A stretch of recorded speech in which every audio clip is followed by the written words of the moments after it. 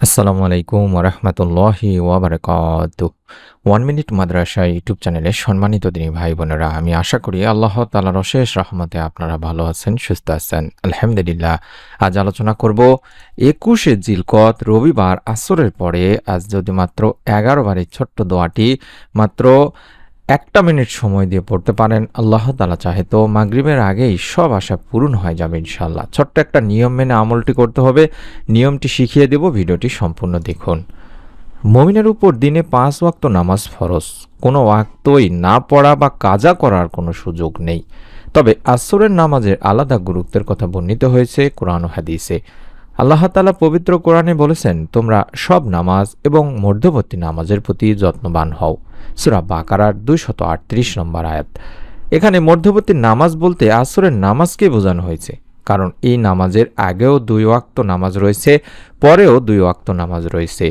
মুফাসসিরিনে কেরাম বলেন, আসর নামাজ বেশি গুরুত্বপূর্ণ হওয়ার অন্যতম কারণ হলো সাধারণত এ সময় মানুষ কাজকর্মে ব্যস্ত থাকে, ফলে নামাজ আদায়ে গাফিলতি হওয়ার যথেষ্ট আশঙ্কা থাকে। কিন্তু এই সময়টা আল্লাহ তাআলার কাছে দামি একটি সময়। আল্লাহ তাআলা কোরআন মাজিদে কিছু জিনিসের কসম করেছেন, সেখানে আসরেরও কসম রয়েছে। আল্লাহ তাআলা বলেন, আসরের কসম। সূরা আসর প্রথম আয়াতেই বলা হচ্ছে। উল্লেখিত দুটি আয়াত থেকে বোঝা যায় আল্লাহ তাআলার কাছে আসরের নামাজ কত গুরুত্বপূর্ণ। এছাড়া আরেক আয়াতে তিনি বলেছেন, আপনার রবের প্রশংসা করুন সূর্যোদয়ের আগে এবং সূর্যাস্তের আগে। সূরা তাহার 130 নম্বর আয়াত। এই আয়াতে সূর্যোদয়ের আগে মানে ফজর এবং সূর্যাস্তের আগে মানে আসর। এই দুই নামাজের গুরুত্ব তুলে ধরা হয়েছে। এছাড়া হাদিসে এই নামাজের বহু ফজিলত বর্ণিত হয়েছে। আবু হুরায়রা রাদিয়াল্লাহু তাআলা আনহু থেকে বর্ণিত, আল্লাহ রাসূল সাল্লাল্লাহু আলাইহি ওয়াসাল্লাম বলেন, ফেরেশতারা পালা বদল করে তোমাদের মধ্যে আগমন করেন, একদল দিনে একদল রাতে। আসর ও ফজরের নামাজে উভয় দল একত্র হয়। তারপর তোমাদের মধ্যে রাত যাপনকারী দলটি যখন উঠে যায়, তাদের প্রতিপালক তাদের জিজ্ঞাসা করেন, আমার বান্দাদের কোন অবস্থায় রেখে এলে? অবশ্য তিনি নিজেই বান্দাদের ব্যাপারে সর্বাধিক জ্ঞাত। জবাবে ফেরেশতারা বলেন, আমরা তাদের নামাজরত দেখে এসেছি। আমরা যখন গিয়েছিলাম তখনও তারা নামাজরতই ছিল। সহিহ মুসলিম শরীফের 632 নম্বর সহিহ একটি হাদিস। সুতরাং যে ব্যক্তি নিয়মিত ফজর ও আসরের নামাজ জামাতে আদায় করেন, ফেরেশতারা আল্লাহ তাআলার কাছে তার ব্যাপারে প্রতিদিন বলছেন, আমরা যখন পৃথিবীতে গিয়েছি তাকে নামাজরত দেখেছি, যখন পৃথিবী থেকে এসেছি তখনও তাকে নামাজরতই দেখেছি। এই গুরুত্বপূর্ণ নামাজটির পরে যদি আমরা আমাদের মনের যত নেক ও ভালো আশা আকাঙ্ক্ষাগুলো আছে সেগুলো যদি তুলে ধরতে পারি, রব্বুল আলামিন আমাদের মনের নেক আশা ইনশাআল্লাহ পূরণ করে দেবেন। দোয়াই হচ্ছে মুমিনের একমাত্র হাতিয়ার দিনী ভাই বোনেরা। আমল ও দোয়ার মাধ্যমেই আল্লাহর নৈকট্য অর্জন করা সম্ভব। আল্লাহ সেই বান্দাদের সবচেয়ে বেশি ভালোবাসেন যারা তার কাছে চায়, আর যারা চায় না তাদের প্রতি অসন্তুষ্ট হন। আল্লাহ তাআলা বলেন, নিশ্চয় মানুষকে সৃষ্টি করা হয়েছে অস্থির করে, যখন তাকে বিপদে স্পর্শ করে তখন সে হয়ে পড়ে অতিমাত্রায় উৎকণ্ঠিত। সূরা মাআরিজ আয়াত 19 থেকে 20। বিপদে আপদে মুচড়ে না পড়ে আল্লাহ তাআলার কাছে সাহায্য চাইতে হবে দিনী ভাই বোনেরা। বেশি বেশি দোয়া করতে হবে। মানুষের দোয়া আল্লাহ ফিরিয়ে দেন না। হাদিস থেকে দোয়া কবুলের 3টি অবস্থা জানা যায়। এক, দোয়ার আপনি যেটা দোয়া করেছেন বা দোয়াকারীর দোয়া হুবহু কবুল করে দুনিয়াতেই সঙ্গে সঙ্গে প্রতিদান দিয়ে দেওয়া হয়। অর্থাৎ আপনার এমনও হতে পারে যে আপনি আসরের নামাজের পরে দোয়াটি করলেন বা আমলটি করলেন, আল্লাহ তাআলার কাছে চাইলেন, আল্লাহ তাআলা সঙ্গে সঙ্গে আপনার দোয়া কবুল করে আপনাকে দুনিয়াতে এর প্রতিদান দিয়ে দিল বা মাগরিবের আগে আপনি এর প্রতিদান পেয়ে গেলেন।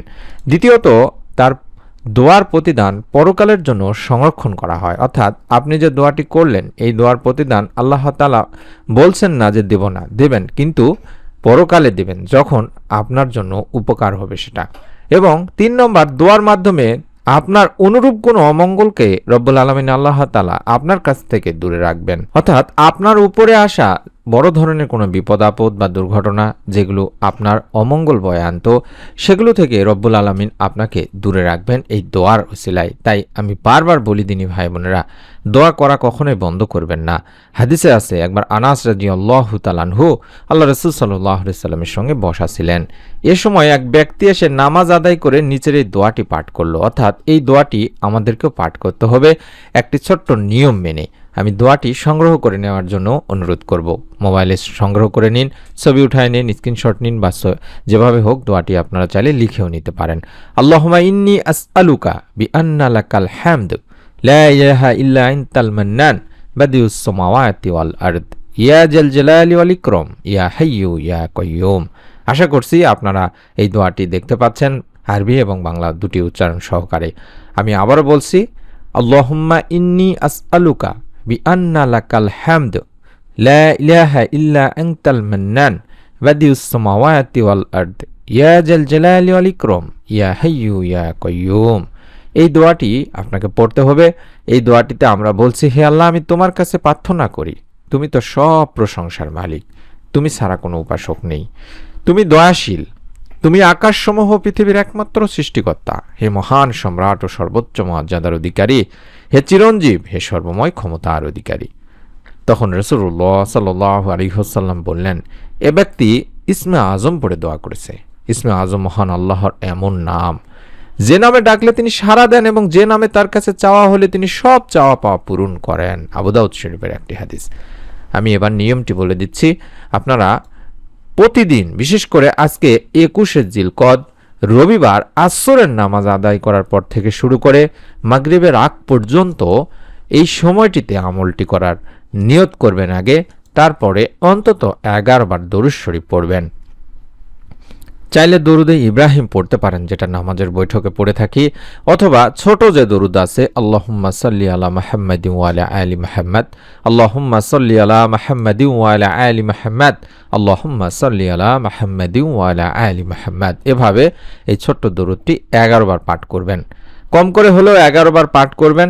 তারপরে 3 বার পাঠ করবেন যেই দোয়াটি দেখালাম, অর্থাৎ আল্লাহুম্মা ইন্নী আসআলুকা বিআন্না লাকাল হামদু লা ইলাহা ইল্লা আনতাল মান্নান বাদিউস সামাওয়াতি ওয়াল আরদ ইয়া জাল জালালি ওয়াল ইকরাম ইয়া হাইয়্যু ইয়া কাইয়্যুম।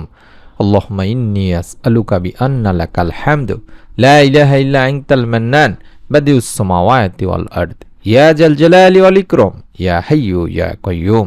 আমি আবার বলে দিচ্ছি, আমার সাথে সাথেও পড়তে পারেন। আল্লাহুম্মা ইন্নী আসআলুকা বিআন্না লাকাল হামদু লা ইলাহা ইল্লা আনতাল মান্নান বাদিউস সামাওয়াতি ওয়াল আরদ ইয়া জাল জালালি ওয়াল ইকরাম ইয়া হাইয়্যু ইয়া কাইয়্যুম। এভাবে 3 বার পড়ে আপনি আপনার মনের যত নেক ও ভালো আশা আকাঙ্ক্ষাগুলো আছে সেগুলো আল্লাহ তাআলার কাছে তুলে ধরবেন। রব্বুল আলামিন আল্লাহ তাআলা আপনাকেও নিরাশ করবেন না ইনশাআল্লাহ। মনের মধ্যে শতভাগ বিশ্বাস নিয়ে নিয়ত করে আমল করতে হয়। তাই অনুরোধ করছি, যারা এখনও নিয়ত করেননি, চাইলে ভিডিওটিতে আমিন বা আলহামদুলিল্লাহ লিখেও কমেন্ট করে নিয়ত করতে পারেন।